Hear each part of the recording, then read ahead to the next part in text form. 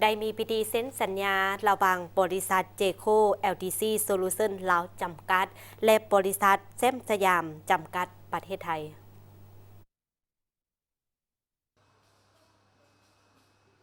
พิธีเซ็นสัญญาดังกล่าวจัดขึ้นในมื้อวันที่ 11 มิถุนายน 2025 ที่โรงงานเจโค LED Solution ลาวจำกัดตั้งอยู่เขตเศรษฐกิจพิเศษไซเซธานครหลวงวิจันทร์ลงนามในสัญญาครั้งนี้โดยแมนทันแฟนซิสผู้อำนวยการบริษัทเจโค LED Solution ลาวจำกัดและทานสมานสีสุขผู้อำนวยการแซมสยามจำกัดประเทศไทย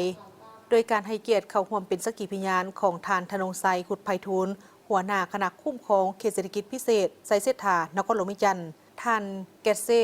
ประธานสมาคมธุรกิจลาวอเมริกาพร้อมด้วยแขกถึกเชิญทั้งสองฝ่ายเข้าร่วมการลงนามในสัญญาครั้งนี้แม่นเพื่อการร่วมมือกันทางด้านการค้าและการเป็นตัวแทนจำหน่ายดอกไฟ LED ภายใต้เครื่องหมายการค้า JLS Lighting แต่เพียงผู้เดียวในประเทศไทยวันนี้เราจะมีการเซ็นสัญญาส่งออกดอกไฟไปที่ประเทศไทยเนาะถือว่าเป็นนิมิตหมายดีที่สุดสำหรับโรงงานของพวกข้าพเจ้าเนาะเพราะว่าผ่านมาก็บ่เคยมีในประวัติศาสตร์นะจ๊ะเพราะว่าส่วนหลายมีแต่เรานำเข้ามาแต่เมื่อนี้เราสามารถส่งออกได้ย้อนว่าผลิตภัณฑ์เราสามารถผ่านมาตรฐานสากลมาตรฐานแห่งชาติลาวแต่สิ่งสำคัญก็คือสามารถตรวจสอบผ่านมาตรฐานของไทยเนาะจึงสามารถนำออกส่งไปไทยได้แล้วก็คือผลิตภัณฑ์เราจะมีหลากหลายเนาะจะมีดอกป้อมแล้วก็ดอกตาแมวหลายๆเนาะคือรูปแบบต่างๆคือดอกไฟเนาะสามารถซื้อได้อยู่ตามห้างต่างๆที่ทั่วประเทศสาขาของพวกเราเนาะแล้วก็ในอนาคตนี่เนาะเราก็ขยายตลาด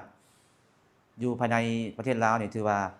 การตลาดเรานี่เฮ็ดทางออนไลน์ออฟไลน์เนาะแล้วก็มีหลายโครงการที่ว่านำใช้ของดอกไฟของเราจะเน้นมั่นที่จะผลิตดอกไฟคือคุณภาพในราคาที่ว่าสามารถเคียงคู่กันไปเนาะคนลาวสามารถนำใช้ได้เนาะและก็สามารถส่งออกได้ด้วยราคาและก็มาตรฐานการรับประกันเนาะสินค้าของพวกเรานี่บริษัทเจโค LED Solution ลาวจำกัดสร้างตั้งขึ้นและเติบใหญ่ในสาธารณรัฐประชาธิปไตยปัตตานีลาวนับตั้งแต่ปี 2019 และสืบต่อมีการขยายตัวอย่างต่อเนื่องและเป็นส่วนหนึ่งในการสร้างวิกฤตงานทำให้แก่ให้งานลาวในชุมชนท้องถิ่นเฮ็ดให้เขาเจ้ามีรายรับและมีชีวิตการเป็นอยู่ของครอบครัวที่ดีขึ้น